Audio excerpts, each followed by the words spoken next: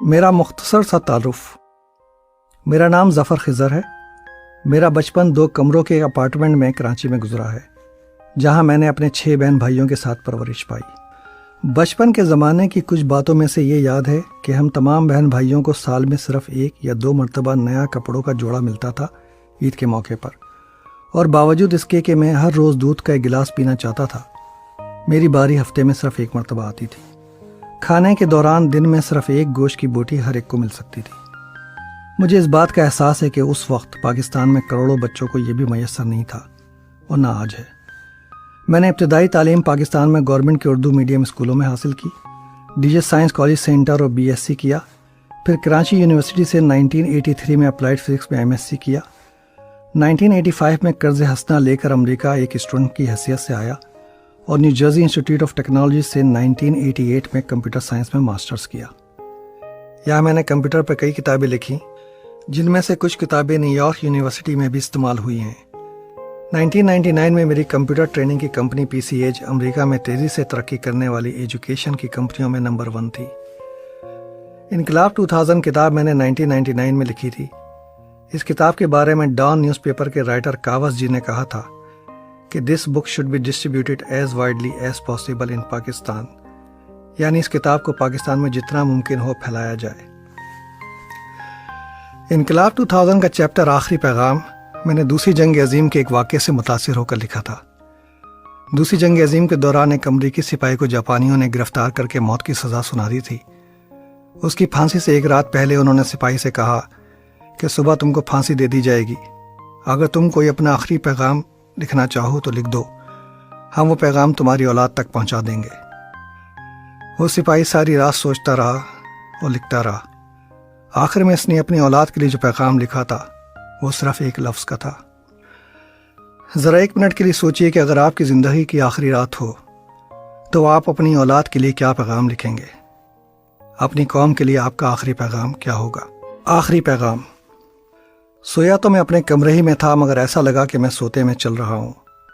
کوئی عجیب و غریب مخلوق جو یقیناً کسی اور سیارے سے تعلق رکھتی تھی مجھے کہیں لے جا رہی تھی۔ جلدی ہم ایسی جگہ پہنچ گئے جو ایک عدالت کی طرح لگ رہی تھی۔ مجھے میرا جرم سنا دیا گیا۔ میں اپنی قوم کی حالت بدلنے کی انتہائی خواہش رکھتا ہوں۔ یہ مخلوق لوگوں کی خواہش پوری کرنے میں مدد دیتی ہے اگر وہ اس کے لیے مرنے کے لیے تیار ہوں۔ وہ مجھے کہہ رہے ہیں کہ یہ میری چوائس ہے۔ اگر میں اپنی قوم کے لیے مرنے پر تیار ہو جاؤں تو میری قوم کے حالات بدل سکتے ہیں، یا میں اپنی ہنستی کھیلتی دنیا میں واپس جا سکتا ہوں۔ اب میں سوچ رہا ہوں، مجھے اپنی 2 سال کی بیٹی، 4 سال کے بیٹے اور بیوی کا خیال آتا ہے۔ میں اپنی بیٹی سے کھیل رہا ہوں، وہ ابو سے اٹکھلیاں کر رہی ہے۔ میرا بیٹا مجھ سے کہہ رہا ہے تھینک یو ڈیڈی۔ میں نے ابھی اس کو اس کا پسندیدہ کھلونا بز لائٹ ایئر دلایا ہے۔ میری بیوی کا میرے بغیر کیا ہوگا؟ میں رو رہا ہوں۔ میں یہ سب چھوڑنا نہیں چاہتا، میں مرنا نہیں چاہتا۔ دوسری طرف اربوں لوگوں اور ان کی نسلوں کی بات ہے، پوری دنیا بدل دینے کی بات ہے۔ سینکڑوں لوگ جو قتل ہو رہے ہیں، اربوں لوگ جو ناانصافی کا زہر پی رہے ہیں اور غربت کی چکی میں پس رہے ہیں، ان کی زندگی غلاموں کی زندگیوں سے بدتر ہے۔ کرپٹ سیاست دانوں اور بیوروکریٹس نے پورے ملک کو لوٹ لیا ہے۔ وہ بادشاہوں کی طرح زندگی گزار رہے ہیں اور کوئی اپنے اعمال کا جواب دے نہیں۔ لوگ بالکل بے بس ہو چکے ہیں، کسی کو کوئی امید، کوئی حل نظر نہیں آتا۔ پوری قوم ایک دلدل میں دھستی چلی جا رہی ہے۔ خودکشی کرنے والوں کی تعداد بڑھتی جا رہی ہے، اور ایسا لگتا ہے کہ اب اس قوم کا آخری وقت قریب آ چکا ہے۔ میرے پاس کیا چوائس ہے؟ یہ میرا ملک ہے، میں اسے ایسی حالت میں کیسے چھوڑ سکتا ہوں؟ اچھا، میں نے اپنی زندگی اپنی قوم کے لیے قربان کرنے کا فیصلہ کر لیا ہے۔ بہت آنسوؤں کے بعد میں نے سوچ لیا ہے کہ ٹھیک ہے، میں مرنے کے لیے تیار ہوں۔ اب وہ مخلوق کہہ رہی ہے کہ تمہیں مرنا تو ہے، مگر قوم کی حالت بھی تمہیں کو صحیح کرنی ہے۔ یہ سب کچھ جادو سے صحیح نہیں ہو سکتا۔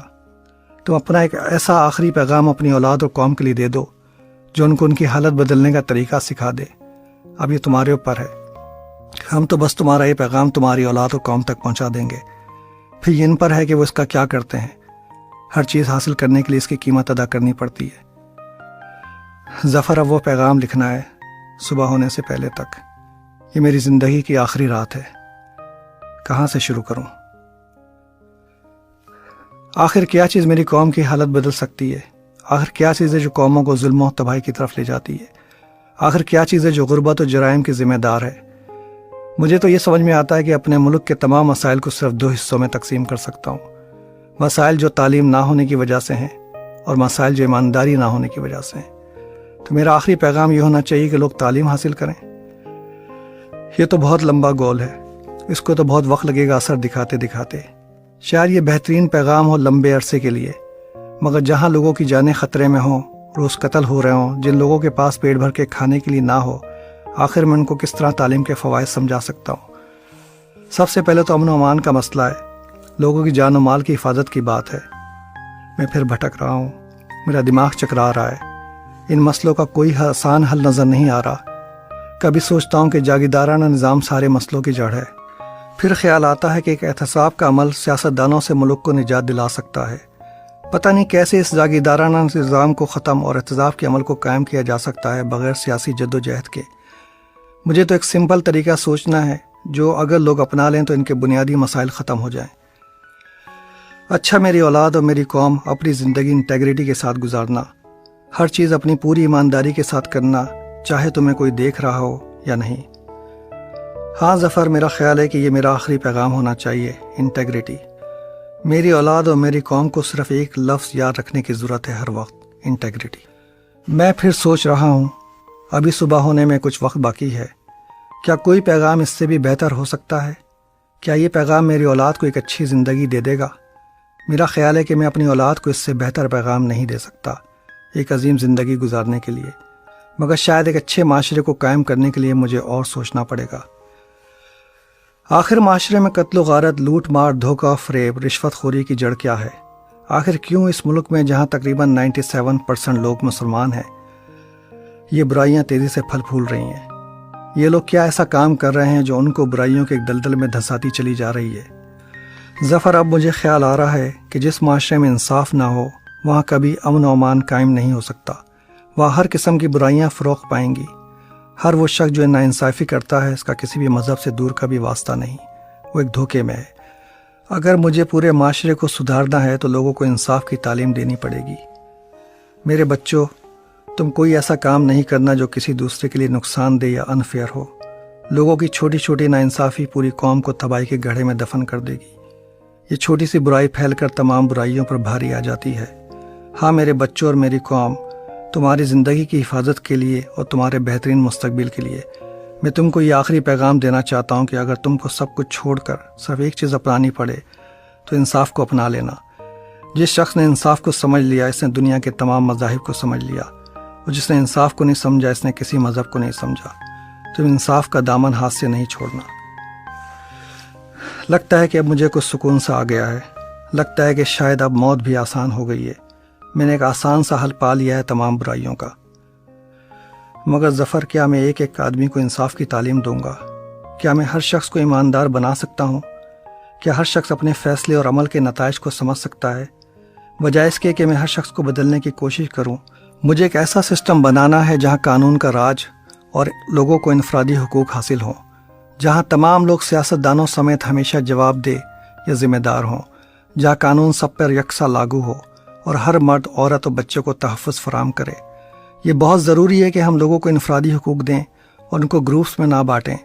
اگر ہم لوگوں کو مسلمانوں اور غیر مسلمانوں میں بانٹیں گے تو ان کو شیعہ، سنی اور مہاجر اور غیر مہاجر میں تقسیم ہونے سے کوئی نہیں روک سکے گا۔ اچھا اے مخلوق، میری زندگی کے بدلے صرف ایک کام کر دو، اس ملک میں قانون کا راج، رول آف لا اور انفرادی حقوق، انڈیویجول رائٹس قائم کر دو۔ بغیر اس کے ہم نہ لوگوں کے بنیادی مسائل حل کر سکتے ہیں اور نہ انہیں تعلیم دے سکتے ہیں۔ میں پھر رو رہا ہوں، مجھے میرے بچے یاد آ رہے ہیں۔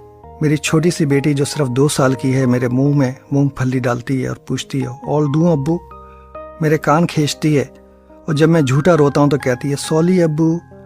اسے تو ابھی سے تھینک یو بولنا بھی آ گیا ہے۔ میرا چہرہ آنسوؤں سے بھر گیا ہے، مجھے کچھ نظر نہیں آ رہا۔ میں نے کبھی اپنی زندگی کی پرواہ نہیں کی۔